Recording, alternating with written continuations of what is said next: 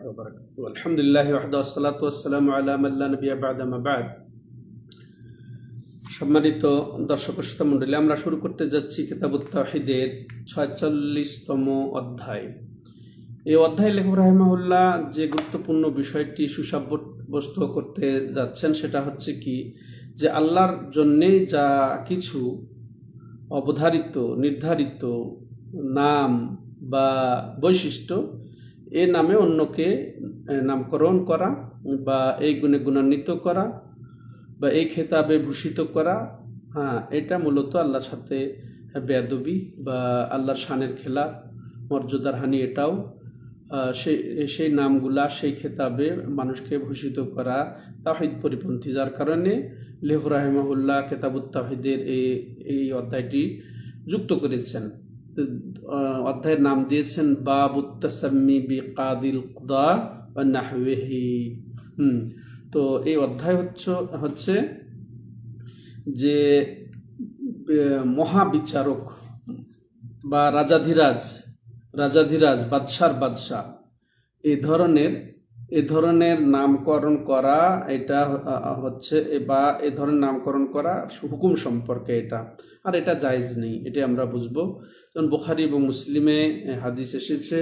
বুখারী মুসলিমের হাদিস হলো যে আন আবি হুরায়রা রাদিয়াল্লাহু তাআলা আনহু আন নবী সাল্লাল্লাহু আলাইহি ওয়াসাল্লাম قال إن أخنع اسم عند الله رجل تسمى مالك الأملاك لا مالك إلا الله قال سفيان مثل شاهنشاه وفي رواية أغيض رجل على الله يوم القيامة وأخبثه। তো লেখক রাহিমাহুল্লাহ যা এখানে উদ্দেশ্য নিয়েছেন সেটা আমরা শুনলাম। এখন এই ক্ষেত্রে তিনি দলিল হিসেবে সহিহ বুখারী এবং মুসলিমের হাদিস উল্লেখ করেছেন, যা আবু হুরায়রা রাদিয়াল্লাহু তাআলা আনহু বর্ণিত। তিনি নবী সাল্লাল্লাহু আলাইহি সাল্লাম থেকে বর্ণনা করছেন যে রাসূলুল্লাহ সাল্লাম বলেন, ইন্না আখনা ইসমিন ইনদাল্লাহি রাজুলুন তাসাম্মা মালিকাল আমলাক, যে সবচেয়ে ঘৃণিত সবচেয়ে নিকৃষ্ট নাম হচ্ছে যে এইভাবে নাম রাখা যে বাদশার বাদশাহ বলে নাম রাখা, রাজাধিরাজ বলে রাজাধিরাজ রাখা কোনো ব্যক্তির, এটা হচ্ছে সবচেয়ে নিকৃষ্ট ঘৃণিত। কারণ বাদশাকে একমাত্র আল্লাহ। তো লা মালিকা ইল্লাল্লাহ তারই ব্যাখ্যা হিসেবে আবার বলছেন যে কারণ আল্লাহ ছাড়া এই মহান বাদশার বাদশাহ কেউ হতে পারে না। কালা সুফিয়ান ইবনে উয়াইনা রাহিমাহুল্লাহ বলেন যে এইভাবে নাম রাখা, বিশেষ করে যে পারস্যরা নাম রাখে, এটা ফার্সি শব্দ শাহানশাহ। এটা শাহানশাহ অর্থাৎ এটাও একই অর্থে মালিকুল আমলাকের অর্থে আসে। এবং অন্য বর্ণনায় সহিহ মুসলিমের আগিয়াদু রাজুলিন আলাল্লাহি ইয়াউমাল কিয়ামা ওয়া আখবাতুহু, সবচেয়ে রাগে পতিত ব্যক্তি এরকম হবে যে ব্যক্তির সে কিয়ামতের দিন যে এরকম ভাবে নামকরণ করলো, সবচেয়ে ঘৃণিত হবে কিয়ামতের দিন। তো এই ছিল দলিল। তো এর থেকে আমরা যেটা বুঝলাম এই অধ্যায়ে, যে এই কাদিউল কুদাত মহাবিচারক বা বিচারকের বিচারক বা বাদশার বাদশাহ বা তো এরকম যে নাম রাখা এটা হারাম। তার এর থেকে বোঝা গেল কি, যে নাম রাখার ক্ষেত্রে আল্লাহর সম্মান বজায় রাখতে হবে। নাম রাখার ক্ষেত্রে আল্লাহর সম্মান বজায় রাখাটাও আমাদের জন্য ওয়াজিব। তেমনি ভাবে বিনয় নম্রতা যেন প্রকাশ পায়, যেমন আব্দের মাধ্যমে আব্দুল্লাহ, আব্দুর রহমান, এর মধ্যে বিনয় নম্রতা, যে আল্লাহর বান্দা।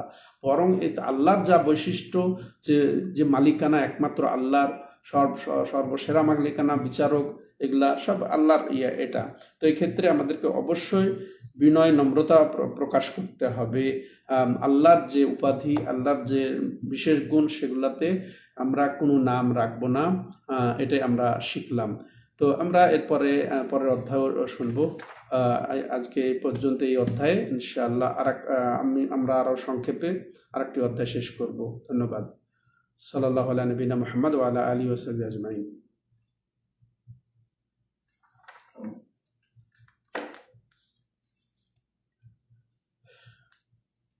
আলহামদুলিল্লাহ ওয়াহদাহু ওয়াসসালাতু ওয়াসসালামু আলা মান লা নাবিয়্যা বা'দা মা বা'দ। সম্মানিত দর্শক ও শ্রোতা মণ্ডলী, আমরা এ পর্যায়ে শেখুল ইসলাম মোহাম্মদ ইবনে আব্দুল ওয়াহাব রাহিমাহুল্লাহ রচিত কিতাবুত তাওহীদের ৪৭তম অধ্যায় শুরু করতে যাচ্ছি। এই অধ্যায়ে লেখক রাহিমাহুল্লাহ যা বর্ণনা দিয়েছেন কিতাবুত তাওহীদে, বাবু ইহতিরামে আসমাইল্লাহি তাআলা, যে আল্লাহ রাব্বুল আলামিনের নামসমূহের সম্মান বজায় রাখা প্রসঙ্গ। তো এবং যদি আল্লাহর সম্মান বজায় না থাকে বরং আল্লাহর সাথে বেয়াদবি হয়, তো এই সমস্ত নামকে পরিবর্তন করার ব্যাপারেও এখানে উল্লেখ করেছেন লেখক রাহিমাহুল্লাহ। আর যা তাওহীদের সাথে সম্পৃক্ত, যে আল্লাহর নামের অবমাননা যদি হয়, আল্লাহর সিফতের যদি অবমাননা হয়, তাহলে তাওহীদ পরিপন্থী। এই জন্য লেখক রাহিমাহুল্লাহ তার এই কিতাবের এই ৪৭তম অধ্যায় রচনা করেছেন।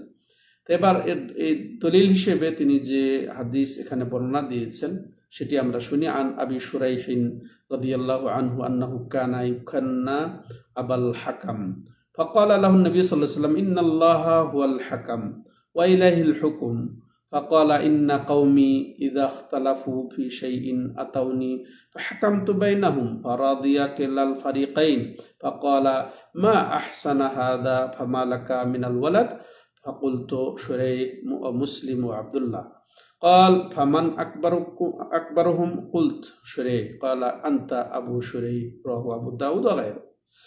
তো এই হাদিসে যেটা বর্ণিত হয়েছে, আবু শুরাইহ প্রখ্যাত সাহাবী, তারই ঘটনা তিনি নিজে বর্ণনা করছেন যে আন্নাহু কানা ইউকান্না আবাল হাকাম। এই আবু শুরাইহ তার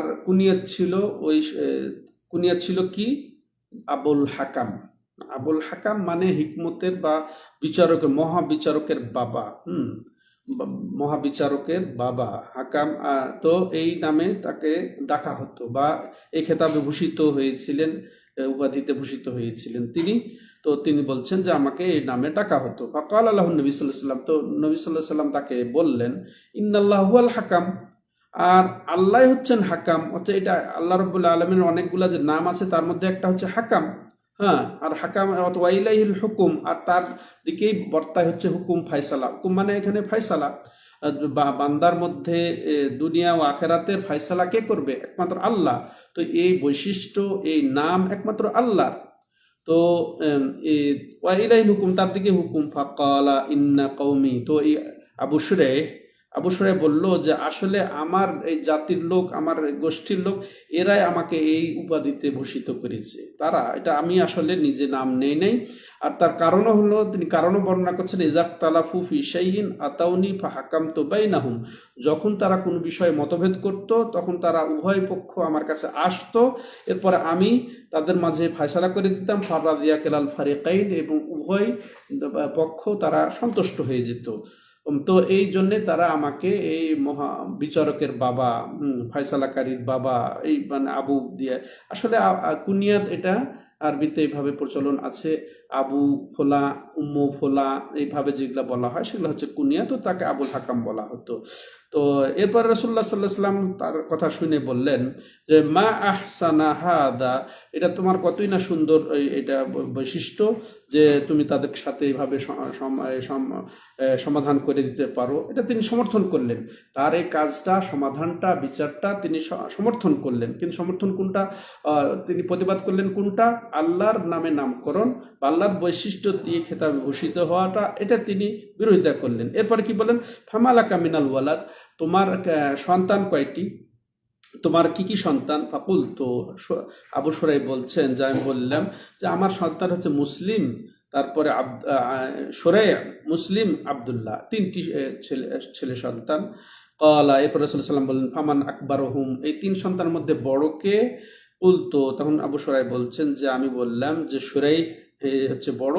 ক্বাল, এরপর রাসূলুল্লাহ সাল্লাল্লাহু আলাইহি ওয়াসাল্লাম বলছেন ফা আনতা আবু শুরাইহ, অতএব তুমি হচ্ছো আবু শুরাইহ। নাম চেঞ্জ করে দিলেন। এটা হাদিসটি আবু দাউদ এবং অন্যান্য ইমাম বর্ণনা করেছেন তাদের কিতাবে। তো এর থেকে যেটা আমরা শিক্ষা পেলাম সেটা হলো যে এই আল্লাহর অবমাননা হয়, বেইজ্জতি হয়, এই ধরনের নাম বা খেতাবে ভূষিত হওয়া, এটা হারাম, এটা জায়েজ নেই। বরং এটা সে আল্লাহর অবমাননায় এখানে ফুটে উঠবে। তো যেমন এভাবে খেতাবে ভূষিত হওয়া বা কুনিয়াত বা উপনাম ধারণ করা, তেমনি ভাবে আল হাকাম যে একটা আল্লাহ রব্বুল আলমিনের নামের একটি নাম, তো এটা বুঝলাম।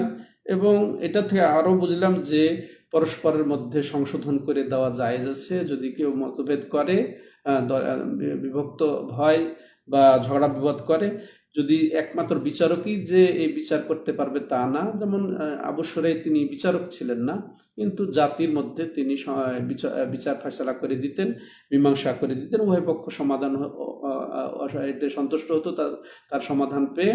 তো এতে বোঝা গেল যে প্রধান বিচারক বা নির্ধারিত বিচারক বা নির্ধারিত আমিরের ছাড়াও কেউ যদি সমাজে, বাড়িতে, এটা জাতিতে বিচার করতে পারে, সে গ্রহণযোগ্য হয়, সে বিচার করে দিতে পারে, এটা আমরা পেলাম। তারপরে এটা পেলাম যে যে বড় ছেলের নামে এই উপাধি নেওয়া জায়েজ আছে, বা এটা বলা যায় সব শরীয়তে আছে, শরীয়ত সম্মত। যেমন আবু আবদুল্লাহ, উম্মু আবদুল্লাহ, এরকম, যেমন আবু শুরাইহ নবী সাল্লাল্লাহু আলাইহি ওয়াসাল্লাম রাখলেন।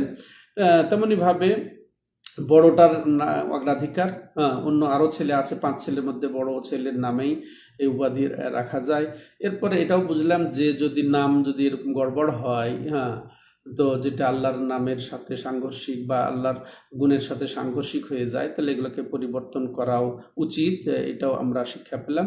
তো আজকে এই পর্যন্ত। ইনশাআল্লাহ পরবর্তী সপ্তাহে আমরা আবার ধারাবাহিকতায় 48তম অধ্যায় নিয়ে হাজির হব। আল্লাহ তৌফিক দাতা। হাযা হুয়া সাল্লাল্লাহু আলা নবিনা মুহাম্মদ ওয়া আলা আলিহি ওয়া সাহবিহি আজমাইন।